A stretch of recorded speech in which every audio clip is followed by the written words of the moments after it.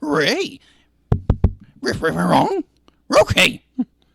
This progress is a part of Christian Reek Central Network.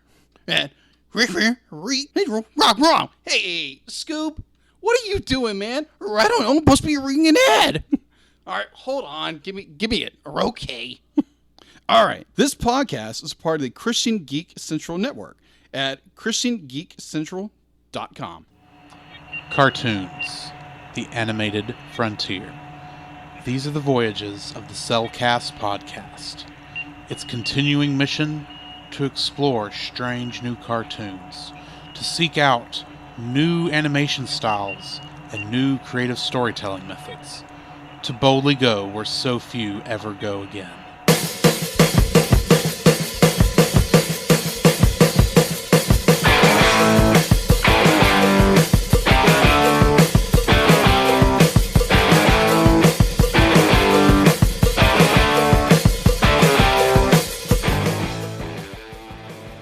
Hello and welcome to another episode of The Cellcast, The animated series. Joining me today is a man who's on the move and loose, Jacob. Why, thank you. I'd like to introduce our co-host, a man who just had to drag those stinking kittens along. Welcome, Drew. How are you doing today, Jacob? Man, I am doing very excited, actually. Right, so why are you excited? Well, we're kind of we're going into a series that I absolutely loved as a child and loved the series in which we are diving headlong into, which is Thundercats 2011, which is the reboot of the original Thundercats in 1985. Sorry. Yeah, 85. And I was a huge Thundercats fan. I was a Thundercats kid. And when this series first aired, when the two-part movie, as it will, Omens 1 and 2 came out. Season premiere. Thank you. Well, yes. It was quite literally had the entire family in the living room watching the TV show, watching it as a family, which was like the most weirdest thing you ever see of a cartoon. Well, I mean, Disney did used to do that all the time with their stuff. I remember being at the local Mexican food restaurant there in Lindale, and they had a TV up there, up above the ice cream machine for some reason that was always tuned to ABC. Probably, I'm guessing, to get the sports game or whatever it was going to be on. Probably. I don't know. And I remember walking up one night, around dinner time, so, prime time television, and I'm getting my ice cream, and I look up, and they were showing the premiere of the animated Mighty Ducks television series. I actually watched that a couple of days ago. That was interesting. It's a weird series. It is a very weird series. But it's something so 90s it's not even funny. Oh, yes. And so with Thundercats was one of my big inspirations as a kid and definitely as an artist. So if you ever go back and watch the original opening for the Thundercats TV show from 85, which is completely epic. So go watch it. You'll be thoroughly impressed. When this series came out, I had so much hype to it. I think I had a poster at one point. I had two posters actually. And oh man, I was so excited. I was so excited. I was giddy. And the anticipation was like just through the roof. And the fact that we were getting reimagined of our favorite my favorite characters, maybe not a whole lot of people didn't there was the fact that this series was canceled, not for bad ratings. It had really good ratings because the toys weren't selling. Well, who was the toy maker on this one? Hasbro? That sounds like a Hasbro move. Yeah, don't quote me on it. Bandai. Okay, yeah, that makes sense.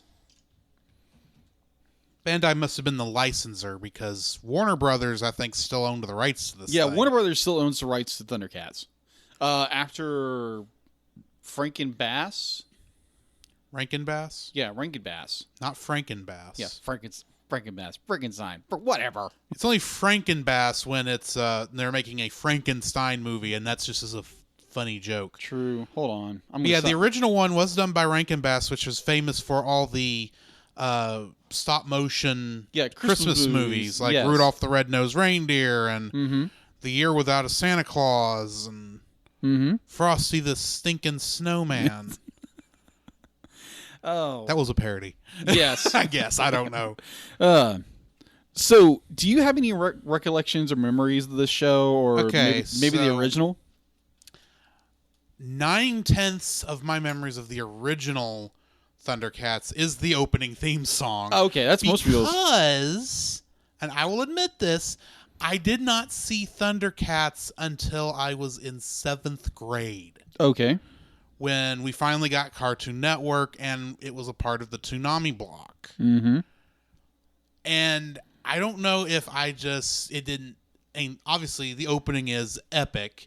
The animation and the rest of the show is a little stilted in the original show. And somewhat, yeah. It was Saturday morning cartoon levels. It was it 70s or 80s? It's an 80s. Yeah, it's an 80s anime, which means there was virtually calling it animation in some instances might be being kind. Ouch. No, I just mean it's like I understand. There's a lot of times where the only thing being animated on screen is the mouth of the guy talking. That is true. I mean, Dragon Ball Z has the same problem. I'll be honest, which was my show, but I don't know if maybe it just was along with the acting and stuff. Maybe the original should never grabbed me. So when I first heard about this one coming up, heard everyone calling it the anime Thundercats, which is still how I think of it, even though I recognize the older one was anime also. It's just that I was hearing this described by people who think anime is cheesy for some reason. Some do, yeah. Yeah. It's like, oh no, this is the Saturday morning cartoon version. It was an anime. Moving on. So here, when the anime one came out, it was in 2011. I would have been... I was watching other shows. Right. But for whatever reason, I just did not jump into this one. Okay. I had no memories of the original course to fall back on. So there was no nostalgia pushing me to watch the show. And it just was, in order for me to get to it, I would have had to get out of my, it would be out of my way to watch it. And I don't know, I think at this time I was in one of those,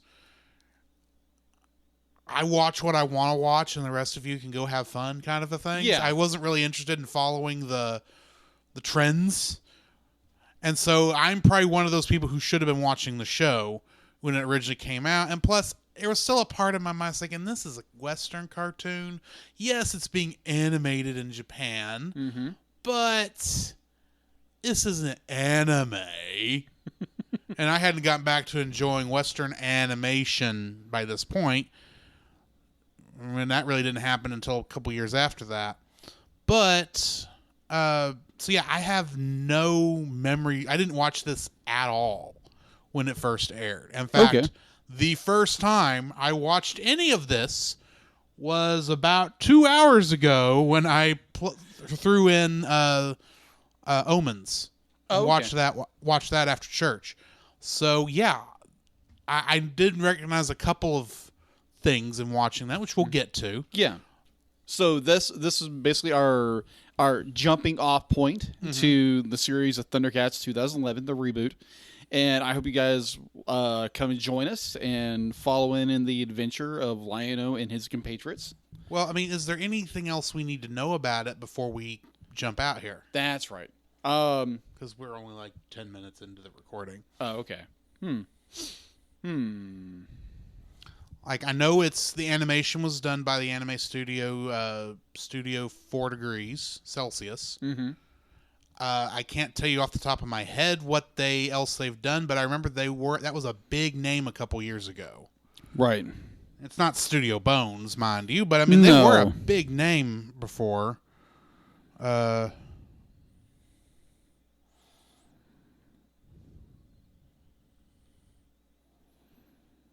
Studio 4C.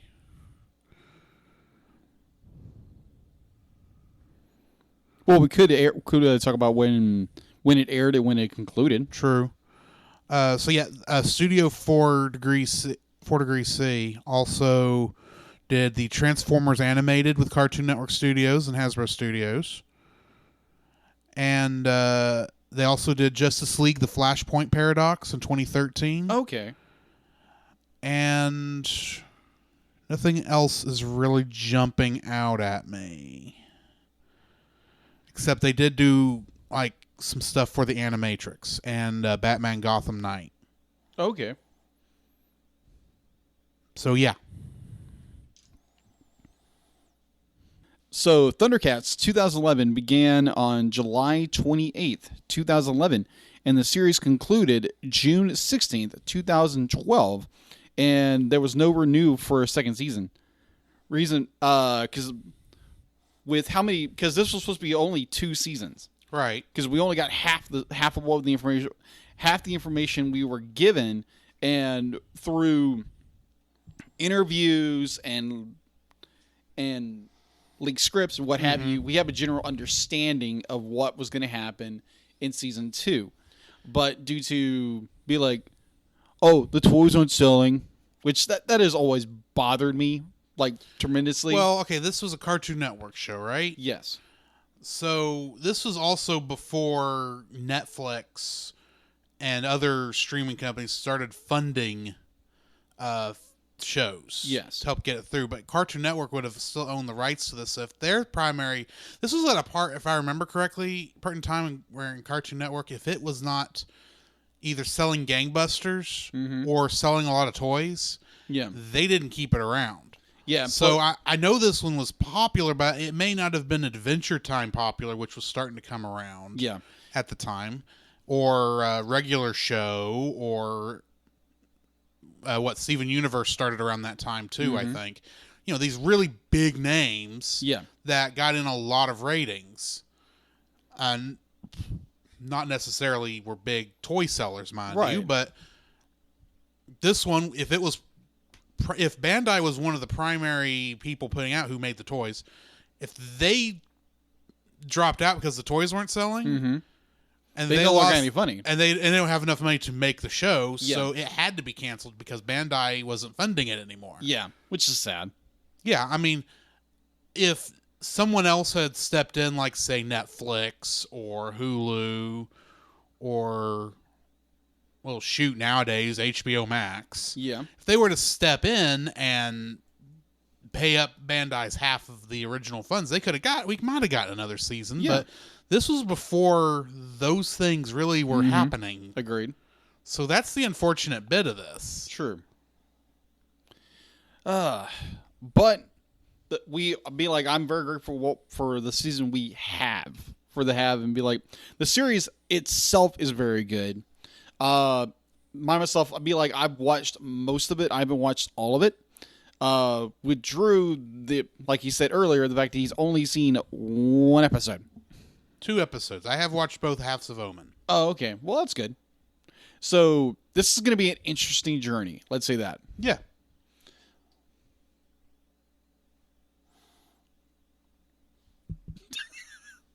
I mean, yeah, it's going to be interesting because I mean, my understanding is this was aimed directly at fans of the original primarily, and they were hoping to bring some kids along and sell the toys. And unfortunately, the collector's market or the children's toy market never really flourished for this show. No, like we said earlier. So while I know there was a lot of fandom surrounding this, the thing is I don't remember hearing much about it after the premiere when it first aired. Yeah, the ratings really dropped off like after the premiere, and right. So I don't think it was slowly deteriorated. I know part of the reason it got canceled was because Bandai dropped, but it could just be that Cartoon Network also seeing how bad the ratings were for the show. Yeah, put it in a bad time. Put it in a time spot. Well, maybe so. Should have put it in with Toonami or something like that. Yeah, I would think. I don't know where they put it, but I just don't. I am interested to see where this goes because I've always heard people say, "Oh, this is the good show," and then I think back to that time and go, "But why was nobody talking about it after?" I mean, everyone and their dog wouldn't shut up about Clone Wars, which was around the same time, and how many people got mad when it got canceled right after Disney bought out Star Wars. Mm-hmm. And there's other shows that were Cartoon Network shows from this time, and on other networks, there were lots of shows people were always talking about. Thundercats is when everyone would say this is good, but I look back on it and go, but nobody was saying anything about this. It's like, oh yeah, we watched the first episode and then we quit watching. True. Are you just mad because one of the characters appears to have killed somebody else? I don't know. Who knows? People are weird. So yeah, I am interested to see where this goes, to see if I can form my own opinion on the show, especially since I have never seen the original, or not seen enough of the original to even know what's going on in the original show outside of Thundercats being on the move and being loose. Right. And of course, Lion-O swinging around the Sword of Omens to look into the future. Mm-hmm. That's about all I know. Okay. Also, I do remember one scene from the original where Lion-O is talking to some woman who is not a cat person. Okay. And this is just a throw. Oh yeah, I know what you're talking about. Technology, and says, "So yeah, we have this wonderful thing. What is this? I think it's called soap." It's like, wait, what? Y'all don't have soap, or at least not soap in the way humans have it. And so, and having watched the first two episodes, there's a lot of interesting world building I'm seeing. There is. And I'm kind of curious, well, where did is this Earth after some genetic, are these humans but with genetic manipulation to make them be cat-like and others to be lizard-like and one to be a living mummy? I don't know. We'll learn. Maybe. Anyway, I am looking forward to see where this goes. So yeah. All right. So tune in for the first episode, Thundercats 2011 Omens Part 1. Mm-hmm. Next time.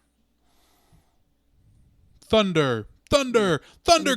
Ho! Come, Jacob. We must prepare for next week. Prepare for what, Drew? The same thing we do every week, Jacob. Record a podcast. Oh, boy. So where can they find you, Jacob? They can find me on Facebook at Jacob B. Heron and Jacob's Daily Art Corner, my personal art Facebook page. On Twitter at Jacob B. Heron. On Instagram at Jacob B. Heron. And on Letterboxd at Jacob Heron. Where can they find you, Drew? You can find me on Facebook at Drew Dodgen. You can also find my Facebook page at Drew's Photo Bin, where I upload my photography.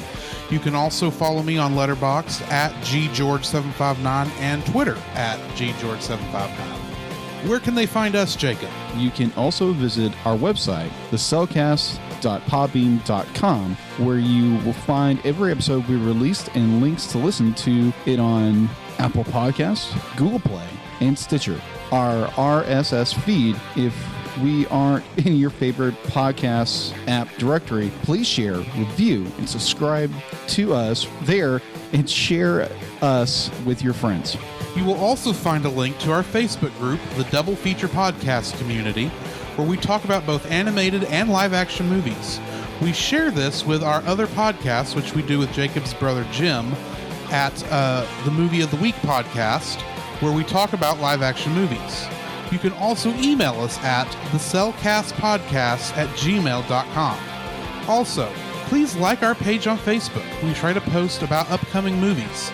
If you comment on that movie's post before we record, we'll read your comments in the episode. And remember, every time we say The Cellcast, that is with a single L.